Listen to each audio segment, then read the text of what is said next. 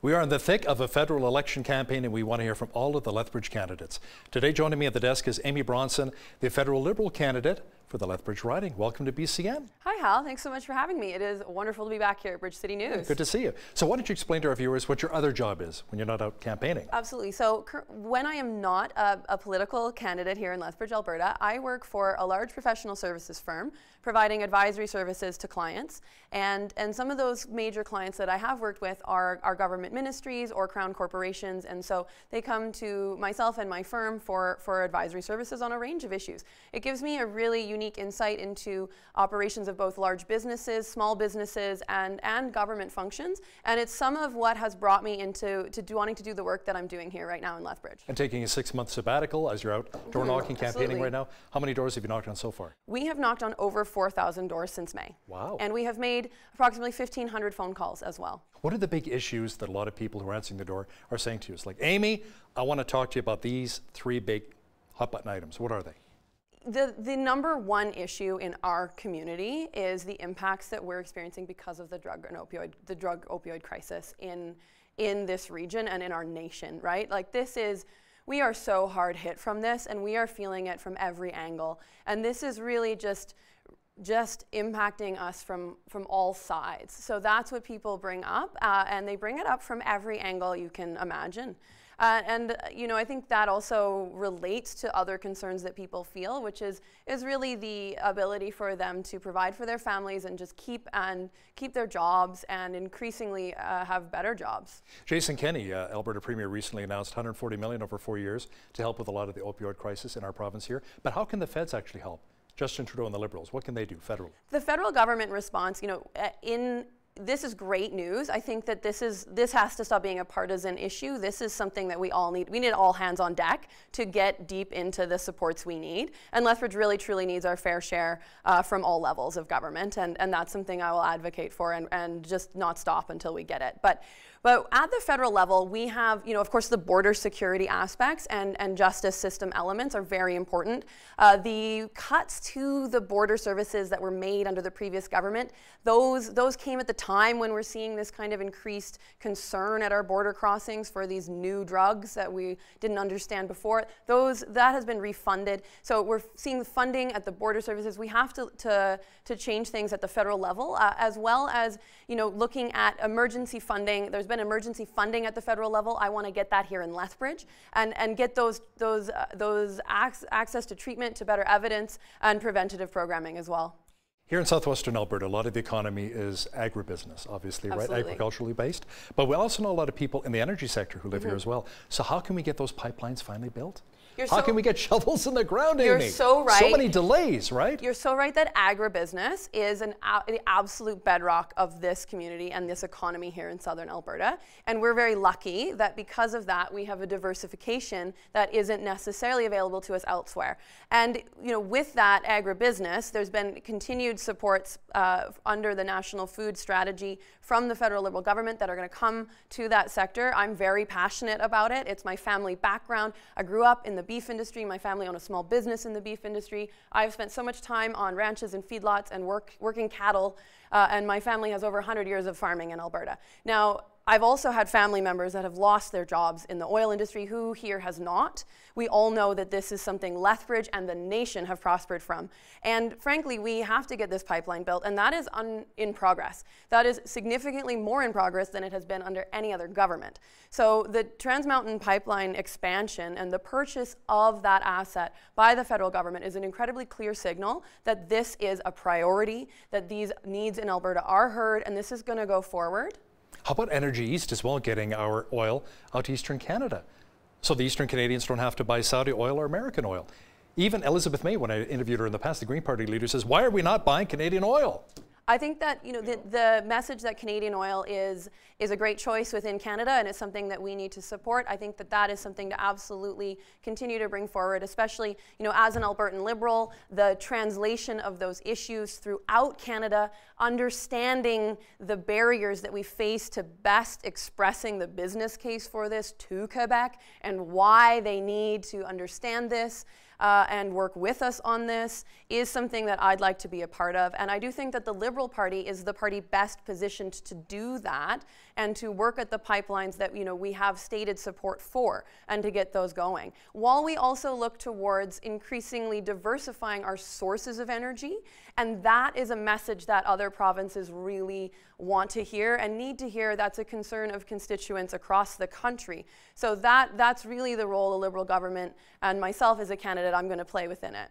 You know, climate change has also been an election issue, even though Canada only contributes 1.6% globally, to pollution when we talk about that across the world here. Now, carbon tax. Catherine McKenna said, Alberta, you said no to the carbon tax. It was repealed by Jason Kenney. The federal carbon tax will kick in January if the Liberals are re-elected. But a lot of Albertans I talked to are not really crazy about the carbon tax. So how do you sell that to Albertans that, yeah, it's a good thing?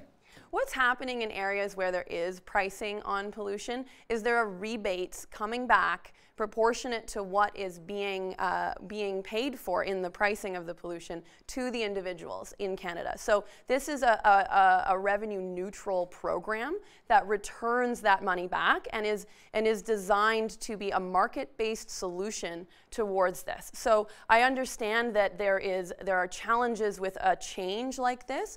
It is fundamentally protecting the environment is so important to Canadians. It is so important, and everybody understands that environmental protections are needed, and this is one solution that the vast majority of parties has put forward and the vast majority of economists are supporting. It is the one that frankly, I go to doors and I go talk to small businesses all day long, and I've had many small businesses in Lethbridge tell me that they are so frustrated about the cancellation of the pricing that was in effect in Alberta prior to the cancellation. They have in-progress plans to put green energy projects on their businesses and to work with that, and they're very frustrated that those are stopped mid-progress and that there's this backtracking on what has been introduced to help protect the environment and also make our economy grow. In 2015, Justin Trudeau made an election commitment to keep the annual budget deficits below $10 billion, but later backed away from that. Then he pledged to balance the budget within 4 years, or sometimes when he said the budget will balance itself. Here we are, Amy, 4 years later, we don't have a balanced budget. What's going on? The best way to move forward on continually looking at reducing our deficits in this country is to continue with strong economic growth. So our economic growth has been the top in the G7. Our job creation has been we've seen over 1 million jobs since 2015. We have also seen incredible, historic low unemployment rates. And that is something that we need to look for continuing to grow our economic activity, and that's going to allow us to get back to that budget deficit reduction accordingly. The largest budget deficits have been incurred under Conservative governments, and so this idea that you focus on investing in people and investing in the future of the country is really core to the ability to fiscally manage our nation. Well, I know when I worked in Parliament Hill at the end of 2015, before Justin Trudeau was elected Prime Minister, there was actually a surplus of $3 billion. So I remember that at that point in time. But let's move on beyond that. Let's talk about Justin Trudeau, your leader now. There's been a lot of controversy surrounding Justin Trudeau. The Ethics Commissioner's report came out. He was found in conflict of interest. How do you really distance yourself, or do you try and separate yourself from that as you're out campaigning? Because people will say, this guy's a liar. What do you say to that? How do you respond to that? So the Prime Minister of Canada, Justin Trudeau, has been very clear that he takes full responsibility for the course of the affair, SNC-Lavalin affair. The situation that you're discussing, right? And so with that full responsibility taken, there's also been an independent report commissioned from the party. There has been an Ethics Commissioner report independently.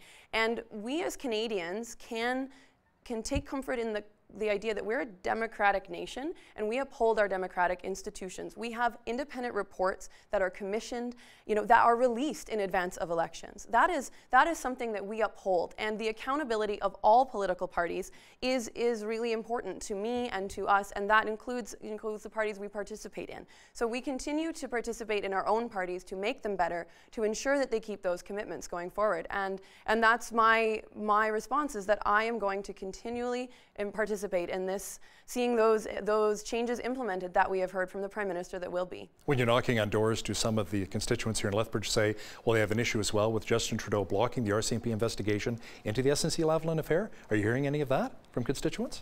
I'm really hearing about the opioid crisis. I have to tell you that I think that those are all important concerns and they deeply matter to people in Lethbridge. Of course, it's a national conversation that we're going to continue to have, and I'm going to be a part of it. But frankly, the doors are talking about the opioid crisis and the challenges in our community. And for myself as a candidate, I am very much thinking about those local issues first. What about universal pharmacare? What are your plans to reduce the cost of prescriptions, especially for seniors on a fixed income, right? Yeah, you know, the cost of prescriptions, Canadians and people in Lethbridge are facing, you know, choices that they have to make between nutritious food or heating bills or some other essential in the face of prescription medicines. You know, I've got friends who, you know, are really struggling to pay for their, you know, prenatal nausea reduction medication. And these are just things that the daily lives of Canadians, when we have those costs reduced by working together as a nation to get that more efficient with a national pharmacare strategy that we look to having go forward for 2021, that's going to be a really exciting change for seniors, for young families, for everyone who faces a need for prescription medication. What's the Liberals' plan, Amy, for reconciliation with the First Nations people? The Liberal government has done historical things to move forward with reconciliation, and I see every day the extent to which this is necessary in Lethbridge. You know, our Indigenous friends and community members are facing challenges that some of our settler community members are not necessarily facing. Including the opioid crisis. Including the opioid crisis, right. It is just a disproportionate thing. So the advancements and reconciliation and taking that seriously really matters. And recognizing that our First Nations and the folks that we, you know, were original inhabitants and stewards of this land, taking them seriously as equal partners is core to this for me. And Lethbridge is, this is the issue of our time for me. So when you see a government commit to implementing all of the recommendations, calls to action in the Truth and Reconciliation Commission, and you see that the Missing and Murdered Indigenous Women's Inquiry went forward and we have tangible actions to take next, that was blocked by the previous government. We cannot go backwards on this, and Lethbridge can't afford it. What about the Liberals' plan when it comes to an immigration policy? And maybe bringing in more foreign workers to help with our economy, especially those picking apples or whatever during harvest time. Tell me a bit about that. So that's a great, I hear from employers, agricultural employers and otherwise in Lethbridge region, just how essential the different programs that bring in new sources of employees are to them. And I think, you know, we can really hear, as your member of parliament, I can really be a voice to making sure that those are working with our industries, because they're crucial here and they really support us. And the diversity of Lethbridge as a community, just based on immigration from all over the world, we are really primed to benefit from this. We have such a great, strong history of working together from people from all different backgrounds coming here and making a really welcoming home. Unseating the incumbent is a big challenge at the best of times. Rachel Harder, a very strong voice here in Lethbridge with the Conservative Party of Canada. What is it going to take to beat Rachel Harder? So, you know, Rachel Harder and I share some views. We're very passionate about the future of Lethbridge. We love our democracy. And then we have other views on the best ways to look at including Lethbridge in the future of Canada. And I don't think as so much about running against someone, so much as I think about running for Lethbridge. And so really, the challenge that I face as a candidate, you know, and this is hard work, and it should be hard work. Democracy is not supposed to be easy. It is supposed to be worth it. And when we all work hard, when we all present, you know, well-reasoned, thoughtful discussions with people, when we listen at every door, this is when Lethbridge gets better, this is when the country gets better, and this is when we get a better member of parliament no matter what the outcome. So I am just for Lethbridge, and I am for listening to these people. And every day I meet someone who tells me they have never met a political candidate. They've never met their member of parliament. They have never met anybody coming door to door. I go to stakeholders who say, wow, this has never happened before. And that means I'm doing something differently. That means that I'm focusing on impacts in the community. My entire campaign is built around reaching people because I'm a Liberal voice that has grown up in Lethbridge, and this is where I'm from. So I know that we're here, and I know that we're a strong group of people that want to be heard as well.